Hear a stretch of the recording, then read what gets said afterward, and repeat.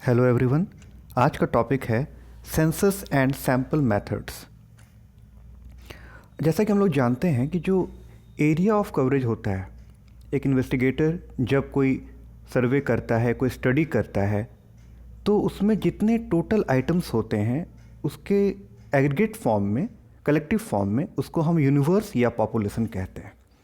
तो census method में हम उस यूनिवर्स या पॉपुलेशन में जितने भी टोटल आइटम्स हैं उन सब का स्टडी करते हैं। Each and every item of the universe is studied और कंसिडर्ड। ठीक है। सेंसस मेथड का इस्तेमाल कब कब करना है? जब यूनिवर्स बहुत लार्ज ना हो, बहुत ज़्यादा नंबर ऑफ आइटम्स ना हो। ज़्यादा नंबर ऑफ आइटम्स होंगे तो ज़्यादा एक्सपेंसिव हो जाएगा, ज़्यादा टाइम टेकिंग होगा, तो सुइटेबल नहीं है।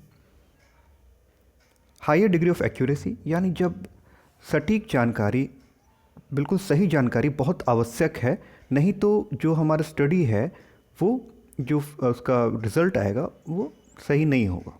ठीक है। यानी जब एक्यूरेसी बहुत अटमोस्ट इम्पॉर्टेंस का है तब हमें सेंसस मेथड का इस्तेमाल करना चाहिए। Heterogeneous population. हेट्रोजीनियस का मतलब होता है जब बहुत ज़्यादा डाइवर्सिटी है, बहुत सारी विविधताएं हैं, बहुत भिन्नताएं है पॉपुलेशन में, तब हमें सेंसस मेथड को अपनाना चाहिए ताकि हर एक जो फीचर्स है, हर एक जो डिफरेंट कैरेक्टरिस्टिक्स है, उसको हम स्टडी अच्छे से कर पाएँ। अब इस मेथड का एडवांटेजेस क्या क्या है? सबसे पहले कि हमने चूँकि हर एक आइटम को स्टडी किया है, हर एक यूनिट को स्टडी किया है पॉपुलेशन का, तो जो डाटा हमें मिलेगा वो बहुत रिलायबल, विश्वसनीय मिलेगा और सटीक या सही मिलेगा। दूसरा फ़ायदा क्या है? जो पॉपुलेशन हम जानते हैं कि बहुत डाइवर्सिटी है, तो उसमें ये मेथड बहुत अच्छा है। हमको बहुत सारे फीचर्स जानने का मौका मिल सकता है इस मेथड के द्वारा। जब हमें बहुत ज़्यादा जानकारियाँ चाहिए, बहुत ज़्यादा लोगों से भी चाहिए और बहुत सारी जानकारियाँ भी चाहिए, तब हम क्या करते हैं? सेंसस मेथड का इस्तेमाल करते हैं। जैसे अगर हमने डाटा कलेक्ट किया, हर एक यूनिट के पास जा रहे हैं, तो जो रिलेटेड इन्फॉर्मेशन है वो भी उनसे ले सकते हैं। जैसे सेंसस ऑफ इंडिया जो हर एक 10 साल पे होता है, तो उसमें आप देखते होंगे कि बहुत सारा इन्फॉर्मेशन सिर्फ आपकी संख्या नहीं गिनते, आपका ऑक्यूपेशन क्या है, आपका इनकम क्या है, जितने भी रिलेटेड इन्फॉर्मेशन है उनको भी वो पूछते हैं। काफ़ी बढ़िया, बहुत अच्छे डिटेल में जाके, डीपर जाके वो जानकारियों को इकट्ठा करते हैं सेंसस ऑफ इंडिया में। तो इस मेथड का यही फ़ायदा होता है कि जब आप अपने टारगेट पॉपुलेशन के पास जाते हो तो सारा इन्फॉर्मेशन जो भी उनसे आप ले सकते हो, जो आपको डायरेक्ट स्टडी में काम नहीं भी आता है वो भी आप उनसे डायरेक्टली ले सकते हैं। क्योंकि सैम्पल मेथड नहीं है, मतलब सारे पॉपुलेशन को स्टडी करना है, किसी को छोड़ना नहीं है, तो जो भी बायसनेस का कोई स्कोप नहीं रहता है। जो इन्वेस्टिगेटर है उसे सारे आइटम से, सारी यूनिट से जानकारियाँ लेनी है, तो उसे पसंद हो वो जानकारी या ना हो, लोगों से जो मिल रही है उसे लेना पड़ेगा जानकारी।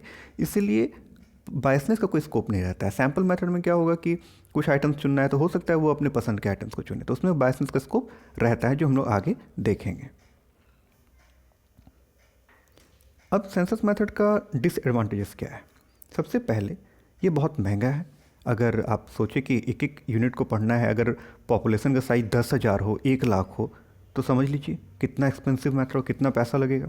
यानी कोई रिसर्चर जो है नहीं कर सकता, छोटा मोटा एंटाइटी नहीं कर सकता, गवर्नमेंट ही जनरली करती है या बहुत बड़ा ऑर्गेनाइजेशन होगा वहीं कर पाएगा। सिर्फ expensive in terms of money नहीं है, it is expensive in terms of time and efforts only. बहुत सारा समय लगेगा। इवन अगर इन्वेस्टिगेटर एनिमरेटर को अपॉइंट करता है तब भी बहुत समय लगेगा। अगर बहुत बड़े एरिया में हम इसको कवर करते हैं तो और एफर्ट्स तो लगेगा ही। उसके अलावा लार्ज एरिया के लिए सुटेबिलिटी नहीं है। और स्टैटिस्टिकल एरर, यानी जो नॉन सैम्पलिंग एरर्स होते हैं, यानी एरर ऑफ मेजरमेंट, ठीक है, एरर ऑफ नॉन रिस्पॉन्स, इस टाइप के जो एरर्स हैं उसको मेज़र करना थोड़ा मुश्किल है, क्योंकि मेरा जो कवरेज है वो बहुत ज़्यादा है। नंबर ऑफ़ आइटम्स इतने ज़्यादा हैं कि कुछ स्टैटिस्टिकल एरर्स या नॉन सैम्पलिंग एरर्स हो भी रहे हैं तो उसको आइडेंटिफाई कर पाना, उसे पकड़ पाना बड़ा मुश्किल हो जाता है। नेक्स्ट है सैम्पल मेथड।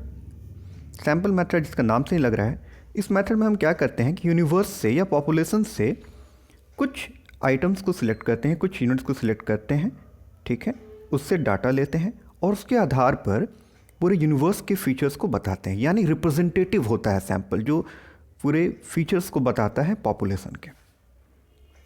अब इसकी सूटेबिलिटी, कब इसे यूज़ करना चाहिए? जब हमारा इन्वेस्टिगेशन का जो एरिया है या जो यूनिवर्स का साइज है वो बहुत ज़्यादा हो, तब ये मेथड सूटेबल है। अगर एक्यूरेसी बहुत ज़रूरी नहीं, यानी थोड़ा डाटा 19-20 भी हो तो कोई फ़र्क नहीं पड़ता है, तो इस केस में सैम्पल मेथड ठीक है। लेकिन आप अब सोचिए कुछ ऐसा जो इन्फॉर्मेशन जहाँ पर 0.25 या 0.5 बहुत मैटर करता है, उस केस में आप सैम्पल मेथड यूज़ नहीं करेंगे। होमोजीनियस पॉपुलेशन यानी समरूपता, अगर जो फीचर्स है, जैसे मान लीजिए हमारे क्लास में सब लगभग एवरेज बच्चे हैं, तो उस केस में हम लोग सैम्पल मेथड यूज़ कर सकते हैं। लेकिन मान लीजिए हमारे क्लास में हर तरह के बच्चे हैं, कोई बहुत ही इंटेलिजेंट है, कोई जीनियस है, कोई एवरेज है, कोई बिलो एवरेज है, कोई पुअर है, तो इस केस में जो है सैम्पल मेथड बहुत सही नहीं रहेगा, तब सेंसस मेथड ही अच्छा रहता है। यानी जब ज़्यादा विविधताएँ होती हैं तब सेंसस मेथड अच्छा है, लेकिन अगर समरूपता है, एक जैसी कैरेक्टरिस्टिक्स हैं पॉपुलेशन के, तो होमोजीनियस पॉपुलेशन है अगर, तो सैम्पल मेथड ज़्यादा सूटेबल है। अब इसके एडवांटेजेस क्या हैं? Economical in terms of time, effort and money, क्योंकि पूरे यूनिवर्स को स्टडी नहीं करना है तो कम समय लगेगा, कम पैसे लगेंगे और कम मेहनत लगेगा। इसमें जो नॉन सैम्पलिंग एरर है या स्टैटिस्टिकल एरर है, चूँकि कम आइटम्स को हम पढ़ रहे हैं तो उसको आइडेंटिफाई करना ज़्यादा आसान है सेंसस मेथड की तुलना में। एडमिनिस्ट्रेटिव कन्वीनियंस, जब कम डाटा हम हैंडल कर रहे हैं तो उसे प्रशासनिक जो आसानियाँ भी होती हैं, कम डाटा हैंडल करेंगे तो कम समस्या भी होगी। मोर साइंटिफिक, यानी जब सैंपल फॉर्म करते हैं ना, हम आगे देखेंगे भी कि जब सैंपल फॉर्म करते हैं तो कुछ रूल्स रेगुलेशंस को फॉलो करके करते हैं, ठीक है, तो ये मेथड साइंटिफिक होता है ज़्यादा। और इस मेथड से हम बड़े एरिया को भी कवर कर सकते हैं, बड़े यूनिवर्स साइज होगा उसको भी कवर कर सकते हैं। अब आगे देखते हैं कि इसका डिसएडवांटेजेस क्या है। पहला, चूँकि सैंपल जो है इन्वेस्टिगेटर अपने से सिलेक्ट कर रहा है, ठीक है, जैसे मान लीजिए मैं क्लास टीचर हूँ और मुझे बताना है कि मेरे क्लास के बच्चे कैसे हैं, तो जाहिर सी बात है भाई, मैं तो यही दिखाना चाहूँगा कि मेरे क्लास के बच्चे बहुत अच्छे हैं। तो मान लीजिए 100 बच्चों में मैंने अगर 10 बच्चों का सैंपल लिया तो मैं 10 तेज जो बच्चे होंगे सबसे उनका ही सैंपल लूँगा। यानी बायसनेस यानी पार्शियलिटी, भेदभाव करने का एक स्कोप रहता है, जो कि सेंसस मेथड में नहीं था। अगर हमने, जैसे मान लीजिए कि एग्जाम्पल थोड़ा चेंज कर देते हैं, मान लीजिए दूसरे क्लास के टीचर आए जो मेरे क्लास में नहीं पढ़ाते हैं और उन्होंने 10 बच्चों का सैंपल लिया आउट ऑफ 100 और वो 10 जो है ना एवरेज बच्चे थे और हमारे क्लास में एवरेज बच्चे कम हैं, मान लीजिए, और तेज बच्चे ज़्यादा हैं, तो क्या होगा? ये जो 10 सैंपल एवरेज बच्चों का आ गया, उसने क्या कंक्लूज़न दिया कि हमारे क्लास में एवरेज बच्चे हैं, जबकि ऐसा नहीं था, हमारे क्लास में मोस्टली बच्चे ब्रिलियंट हैं। तो इनकरेक्ट कंक्लूज़न आ गया क्योंकि हमने सही सैंपल भूलवश नहीं लिया, चुन नहीं पाए। एक रिप्रेजेंटेटिव सैंपल, हमने कहा ना कि सैंपल मेथड में हम ऐसा कुछ आइटम्स को सिलेक्ट करते हैं, उसके बेसिस पर पूरे पॉपुलेशन के फीचर्स को बताते हैं। तो वो सैंपल रिप्रेजेंटेटिव है या नहीं है, और ऐसा सैंपल बनाना जो उस पूरे पॉपुलेशन के हर एक फीचर्स को रिप्रेजेंट करे, ये बहुत ही डिफ़िकल्ट काम है। और कोई भी जो है सैम्पलिंग मेथड्स का इस्तेमाल नहीं कर सकता है, उसके लिए एक्सपर्टाइज होना चाहिए, स्पेशल नॉलेज होना चाहिए, जानकारी होनी चाहिए, तभी सैंपल मेथड का इस्तेमाल किया जा सकता है। अब अगला टॉपिक है कि what are the features of a good sample. एक अच्छे सैंपल में क्या क्या विशेषताएं, गुण होनी चाहिए। पहला, होमोजीनिटी, यानी जो सैंपल जो है उसके हर एक आइटम्स जो हैं वो एक दूसरे से मिलते जुलते हैं। अगर बहुत डाइवर्स है, इसका मतलब क्या है कि पॉपुलेशन हमारा बहुत डाइवर्स था और हमने सैंपल मेथड लगाना नहीं था मगर हमने लगा दिया। अगर होमोजीनियस है, इसका मतलब क्या है कि पॉपुलेशन जो है वो भी होमोजीनियस होगा, यानी बहुत अलग अलग विविधताएँ नहीं है, भिन्नताएँ नहीं है। इसका मतलब कि सैंपल मेथड सही हमने यूज़ किया है। अगर ज़्यादा ये हेट्रोजीनस हो गया इसका मतलब कि सैंपल मेथड सुटेबल नहीं था। एडिक्वेसी, एडिक्वेसी का मतलब कि पर्याप्त संख्या में हमारा सैंपल होना चाहिए। अगर मान लीजिए कि 10 लाख हमारा पॉपुलेशन साइज है और सैंपल हम 100 लेंगे तो कभी भी कैरेक्टरिस्टिक्स फीचर्स नहीं बता पाएगा, रिप्रेजेंट नहीं कर पाएगा सही से पॉपुलेशन को। रिप्रेजेंटेशन, इसका मतलब है कि सैंपल ऐसा होना चाहिए, एक अच्छा सैंपल का ये गुण जरूर होता है कि वो पॉपुलेशन के मैक्सिमम या अधिकतर या सारे के सारे फीचर्स को रिप्रेजेंट कर रहा हो, तभी ये अच्छा सैंपल होगा। और चौथा होता है इंडिपेंडेंट। इंडिपेंडेंट का मतलब कि जो भी सैंपल्स हैं, ऐसा नहीं है कि हम एक स्टूडेंट को ए स्टूडेंट को उठाएं सैंपल में लिए तो बी को भी लेना पड़ेगा, नहीं तो ए शामिल नहीं होगा। यानी डिपेंडेंस नहीं होना चाहिए कि हम इस सैंपल को लेंगे तभी जब दूसरा सैंपल लेंगे। इंडिपेंडेंस होना चाहिए, यानी जो सैंपल जो आइटम्स हैं वो एक दूसरे से रिलेटेड नहीं होने चाहिए, कोई भी सबको सिलेक्ट होने का चांस होना चाहिए बराबर। ठीक है, तो ये 4 फीचर्स हैं HARI हरी। नेक्स्ट टॉपिक है methods of sampling. Sampling 2 main category में हम बांटते हैं। पहला होता है रैंडम सैम्पलिंग। रैंडम सैम्पलिंग का सिंपल सा अर्थ है कि जब हर एक आइटम का, हर एक यूनिट का सैंपल में चुने जाने का चांस इक्वल हो तो उससे हम कहते हैं रैंडम सैम्पलिंग। यानी पॉपुलेशन में जितने भी आइटम्स हैं, अगर 100 आइटम्स हैं तो हर एक आइटम का सैंपल में चुने जाने का जो प्रोबेबिलिटी है, जो चांस है, वो इक्वल है। ऐसे को हम रैंडम सैम्पलिंग कहते हैं। और इसका जस्ट अपोजिट होता है नॉन रैंडम सैम्पलिंग, जिसमें सारे जो भी सैंपल्स हैं, सारी जो यूनिट्स हैं, उसके सैंपल में चुने जाने का चांसेस बराबर नहीं है। रैंडम सैम्पलिंग में आता है पहला सिंपल रैंडम सैम्पलिंग, दूसरा सिस्टमैटिक सैम्पलिंग, तीसरा स्ट्रैटिफाइड सैम्पलिंग या मिक्स्ड सैम्पलिंग भी कहते हैं। एक और हम देखेंगे क्लस्टर सैम्पलिंग, वो उसकी हम चर्चा करेंगे, लिखा नहीं है इसमें। दूसरा कैटेगरी होता है नॉन रैंडम सैम्पलिंग का। नॉन रैंडम सैम्पलिंग में पहला आता है पर्पजिव सैम्पलिंग, जिसको जजमेंट सैम्पलिंग भी कहा जाता है। दूसरा है कन्वीनियंस सैम्पलिंग और तीसरा है कोटा सैम्पलिंग। अब हम लोग एक एक करके इन सब सैम्पलिंग के जो मेथड्स हैं उसको देखेंगे। सबसे पहले जो हमने देखा रैंडम सैम्पलिंग, यानी each and every item has an equal chance of selected in a sample. उसमें आता है सिंपल रैंडम सैम्पलिंग। इसको 2 तरीके से कर सकते हैं, या तो लॉटरी मेथड, जैसे मान लीजिए 100 बच्चे हैं, उसमें से हमको 10 बच्चों को चुनना है, तो सबका जो रोल नंबर है या सबका जो नाम है हमने पर्ची में लिखा, उसको सफल किया और 10 कोई भी जो चुटका है उससे हमने उठाया और वो सैंपल में आ गया। दूसरा तरीका होता है रैंडम नंबर्स का जो टेबल होता है, जिसका एग्जाम्पल है Tippett's table, Fisher and Yates table, Kendall table. ये सारे जो है अलग अलग स्टैटिस्टिशियंस ने टेबल्स दिया है जिसके आधार पर जो है आप रैंडम सैंपल फॉर्म कर सकते हैं। दूसरा होता है सिस्टमैटिक सैम्पलिंग। सिस्टमैटिक सैम्पलिंग में क्या होता है कि हर nth आइटम, जैसे मान लीजिए 100 है तो 10 हमें चाहिए सैंपल, तो हर एक 10वें नंबर पर जो आएगा रोल नंबर, इसे अरेंज किया हमने पूरे स्टूडेंट्स को, या तो अल्फ़ाबेटिकली या तो रोल नंबर वाइज, और हर एक 10वां स्टूडेंट जो आया उसको हमने सैंपल में ले लिया, एवरी nth आइटम। तो इस तरीके की सैम्पलिंग को हम लोग कहते हैं सिस्टमैटिक सैम्पलिंग। तीसरा होता है स्ट्रैटिफाइड सैम्पलिंग। देखिए ये थोड़ा समझने वाला है। स्ट्रैटिफाइड वर्ड बना है स्ट्राटा से, ठीक है। स्ट्राटा मतलब एक तरीके से समझिए ग्रुप्स। इसमें क्या है कि ये ऐसे पॉपुलेशन के लिए ये मेथड है जहाँ डाइवर्सिटी है, जो थोड़ा हेट्रोजीनियस है, अलग अलग फीचर्स वाला है। जैसे मान लीजिए 3 तरह के स्टूडेंट हैं, बहुत अच्छे, अच्छे और एवरेज, ठीक है।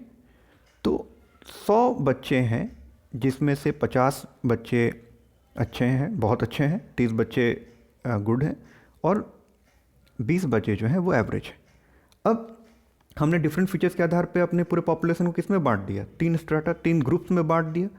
अब जो है हम हर एक ग्रुप में से, हर एक स्ट्रेटा में से सैंपल को सिलेक्ट करेंगे। अब कितना सिलेक्ट करेंगे ये प्रोपोर्शनेटली भी हो सकता है, यानी हमारा ग्रुप कितना है, टोटल कितना है पॉपुलेशन 100, स्ट्राटा कितना है 3, 50, 30 और 20 का। तो हो सकता है कि हम उसको प्रोपोर्शनलिटी चुनें। इसका मतलब 100 में 10 चुन रहे यानी 10%, तो 50 का 10% यानी 50 वाला जो स्ट्राटा है, स्ट्राटा ए, उसमें से हमने 5 आइटम चुना। स्ट्राटा बी जिसमें 30 आइटम, उसका 10% 3, और स्ट्राटा सी जिसमें 20 आइटम है, उसमें से हमने चुना 3। तो 5 + 3 + 2 कितना हो गया, 8 हो गया। ठीक है, तो इस केस में क्या होगा, हम टोटल 10 आइटम्स को सिलेक्ट कर लिया हमने।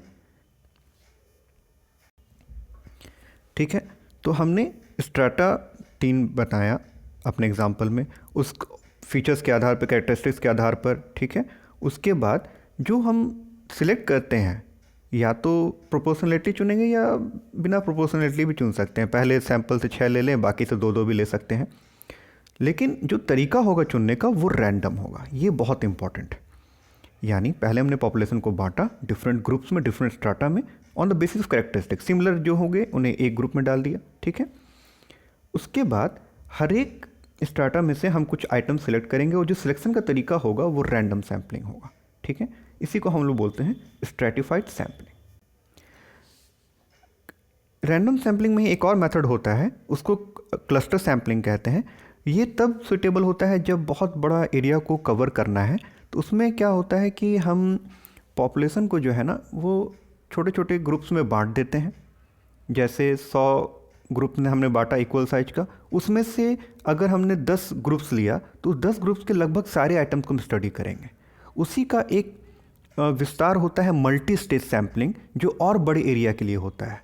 इसका एग्जांपल है, जैसे मान लीजिए पहले आपने देश में जितने भी राज्य हैं उसमें से 10 राज्यों को चुना।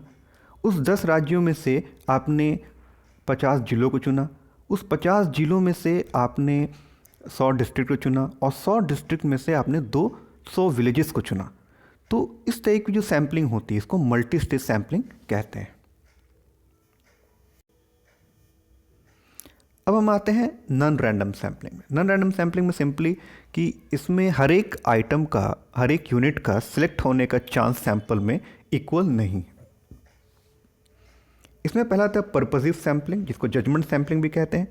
इसमें इन्वेस्टिगेटर अपने इच्छा से सैंपल आइटम्स का चुनाव करता है कि सैंपल में कौन से यूनिट्स होंगे, कौन से आइटम्स होंगे। इसका सिलेक्शन इन्वेस्टिगेटर के डिस्क्रिप्शन, उसके डिसीजन पर डिपेंड करता है।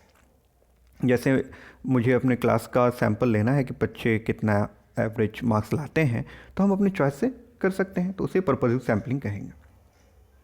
कन्वीनियंस सैम्पलिंग, ये सैम्पलिंग मेथड जो होता है ये किसी साइंटिफिक मेथड पे आधार नहीं है, किसी साइंटिफिक आधार पे नहीं है, जजमेंट के आधार पे भी नहीं है। ये सिंपली कन्वीनियंस के आधार पे है। यानी मान लीजिए कि क्लास में मैं गया और कोई भी 10 बच्चे जो मुझे नज़र पड़े, या मैं अपने स्टाफ रूम में बैठा हुआ, अपने चैम्बर में बैठा हुआ हूँ, और कोई भी 10 बच्चा इकोनॉमिक्स का गया, मैंने उन 10 बच्चों को बोला भाई आओ और तुम अपना अपना मार्क्स बताओ। उसके आधार पे हमने जो है बता दिया कि भाई हमारे क्लास के बच्चे पढ़ने में ऐसे हैं, मार्क्स के आधार पे। तो ये कन्वीनियंस सैम्पलिंग हुआ ना। इसमें हमने अपना इच्छा दिखाया, इच्छा मतलब हमने अपना दिमाग नहीं लगाया, अपना जजमेंट नहीं लगाया कि हाँ भाई कौन सा सैंपल चुनना ज़्यादा सही रहेगा, कौन से बच्चों को चुनना ज़्यादा सही रहेगा जो ट्रू पिक्चर बता सकें। ठीक है, और ना मैंने कोई रैंडम सैम्पलिंग का तरीका अपनाया। यानी ना ये साइंटिफिक है, ना ये जजमेंट के आधार पर है, ये सिंपली आराम के आधार पर है। तीसरा होता है कोटा सैम्पलिंग। कोटा सैम्पलिंग जो होता है, इसमें पॉपुलेशन को हम, ये स्ट्रैटिफाइड सैम्पलिंग से बहुत मिलता जुलता है, लेकिन क्या डिफरेंस है ये जानना ज़रूरी है। इसमें जो है ना, पॉपुलेशन को हम डिफरेंट ग्रुप्स में बांटते तो हैं कैरेक्टरिस्टिक्स के आधार पे, कि जो सिमिलर कैरेक्टरिस्टिक के हैं वो एक ग्रुप में होंगे, जो अलग अलग फीचर्स के हैं वो अलग अलग ग्रुप में होंगे। ठीक है, और उसमें कोटा जो है ना फिक्स रहता है, मतलब कितने आइटम्स लेंगे। जैसे मान लीजिए कि 500 हमें स्टूडेंट को सिलेक्ट करना है, तो उसमें से 100 स्टूडेंट पे हम कह देंगे कि 100 स्टूडेंट में जो है वो 60 बच्चे जो है वो होने चाहिए शहरी क्षेत्र के, 25 बच्चे जो है वो होने चाहिए ग्रामीण क्षेत्र के, और 15 जो बच्चे हैं वो सेमी अर्बन क्षेत्र के होने चाहिए। मान लीजिए इस तरह का हम स्टडी कर रहे हैं, तो ये कोटा फिक्स हो गया कि हर एक 100 बच्चों में से इतना इतना जो है हमने बांट दिया है कोटा।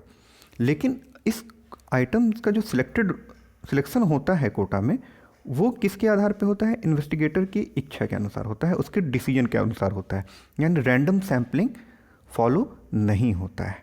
ठीक है, यही मेजर डिफरेंस है कोटा सैम्पलिंग में और स्ट्रेटिफाइड सैम्पलिंग में। उम्मीद है आपको आज का टॉपिक समझ में आया होगा। देखने के लिए थैंक यू।